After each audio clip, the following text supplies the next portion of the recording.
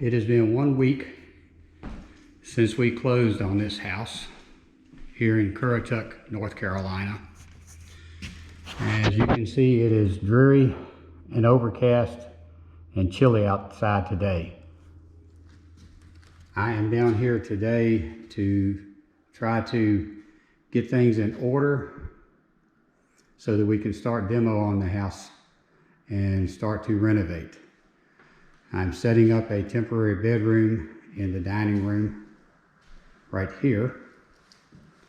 Yesterday, Robin cleaned the upstairs so that there wasn't so much dirt, dust, spider webs, and that we could halfway stay here for a little bit. She cleaned the bathroom and the back bedroom there.